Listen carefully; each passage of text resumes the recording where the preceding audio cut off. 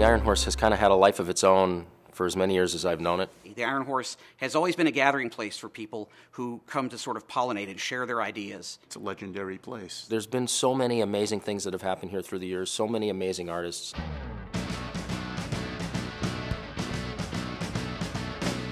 I mean, Smashing Pumpkins, played the horse. Dinosaur Jr. played the horse. John Hammond. Marcia Ball. 10,000 Maniacs. The Saw Doctors really got their start here. I remember seeing Alejandro Escovedo. Beck.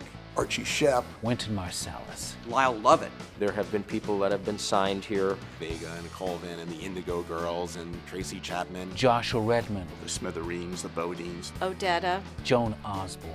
John Hyatt. There have been people that got their start here during open mic night that went on to become very famous performers, and they still come back. I mean, it just goes on and on and on. I feel really lucky to have been able to see all of those people.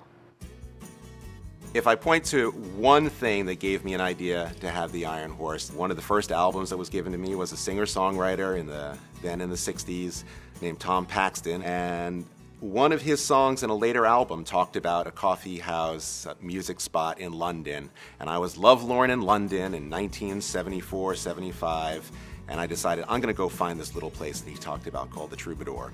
And I walked in the door and it was like, oh, I am home.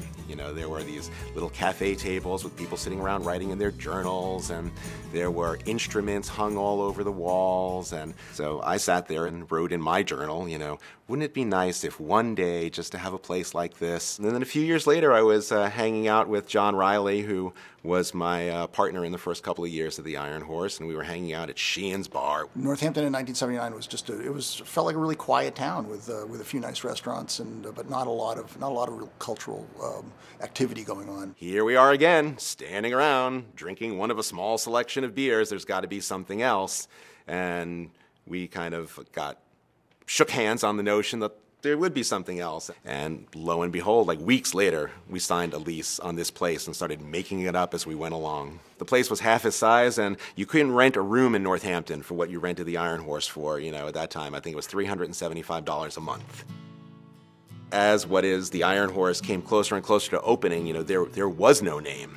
And one day I was sitting around the kitchen table with my parents in the Berkshires, and we were looking out the window, and then my mom was both a painter and a metal sculptor, and the entire meadow was populated with these whimsical creations of hers, including one Iron Horse.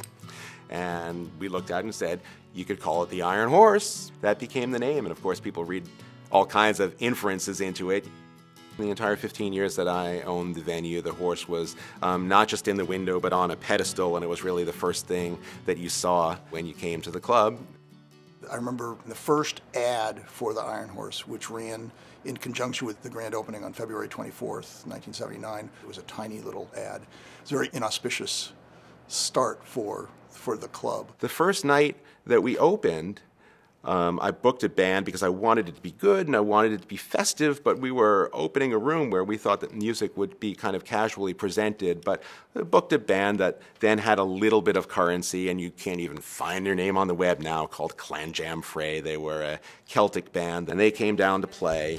We opened the doors. We had 224 rings at the register that first day, and we were like, what is happening here? I mean, we were sold out on the first night. I still have the sold out sign, the pen wasn't working, 2 different color pens, and we were going in the back and going, okay, we'll get the crates the milkman brought, and pulled out like 5 crates for more people to sit on and people sitting on the floor, and there was just this like, you're here, and so that was a wonderful thing, and it actually maintained that way. There was a built-in audience that we didn't even know about, The Iron Horse, as much as it was something that I wanted to do, it also ended up answering something that people were yearning for in the community. It brought all sorts of different kinds of people here, from Smith professors to musicians to people who just wanted to get off the street and have a cup of coffee.